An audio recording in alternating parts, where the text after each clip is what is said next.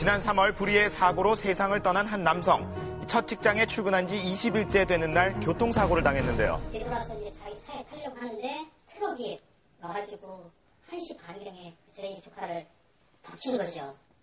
그런데 그의 사망 합의를 두고 이미 가해자와 한 여성이 합의를 끝냈다는데요. 최소한 5년 이상의 실형을 받아야 되는데 2천만 원 받고 봐줘가지고 일단 그 가해자 측에서는 형사죄를 이끌어냈다.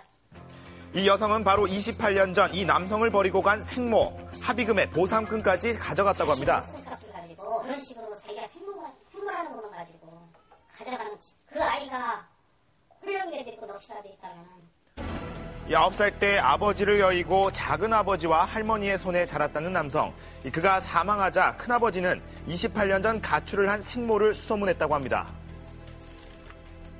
사망을 했는데 이 엄마가 죽었는지 살았는지는 모르지만 알려줘는 돼야 어렵게 생모를 만나 이 아들의 죽음을 알렸는데요. 그런데 내가 권한이 있으니까 당신들은 관여하지 마라.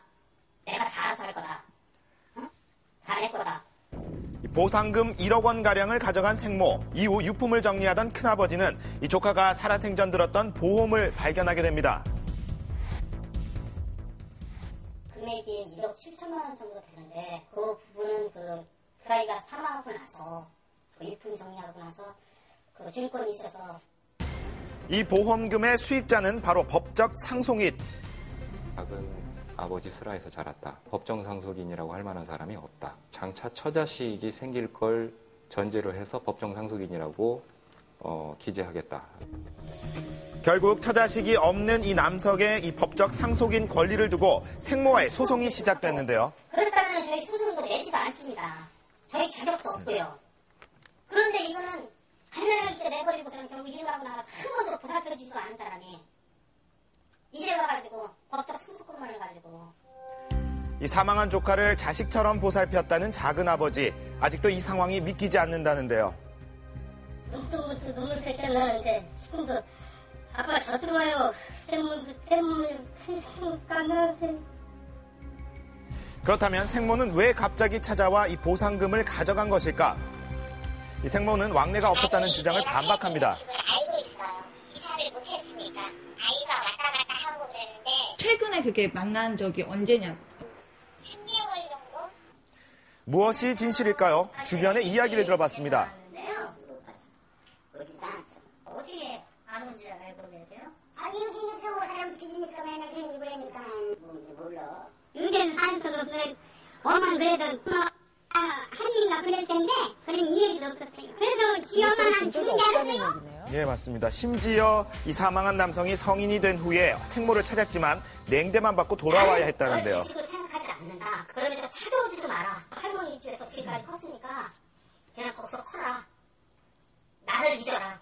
아주 차갑게 되는 거랍니다. 세상에서 그런 엄마가 어디냐고. 그 이유는 찾지를 않았습니다. 현재 생모가 법적 상속인으로 권리가 없다고 주장, 지급받을 보험금에 가압류를 걸어놓은 상황인데요.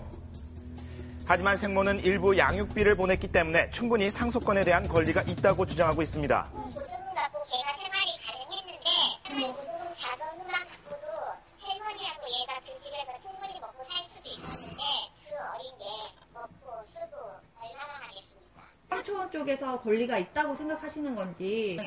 키웠다고 절대 인정 안 해요. 이 자식을 양육하지 않고 28년 만에 나타난 생모가 이 법적 상속인으로서 권리를 내세운 이번 사건, 분명 문제가 있다는 지적도 있습니다. 아이를 전혀 양육하지 않은 부모 중 일방이 그 아이에 대해서 어떤 사고가 났을 때 그 보상금에 대한 상속분을 주장하는 경우들이 점차 증가하고 있는 그런 추세에 있으므로 실제적으로 아이를 양육하지 않은 부모의 상속분을 제한하는 방향으로 법이 개정되어야 한다고 봅니다.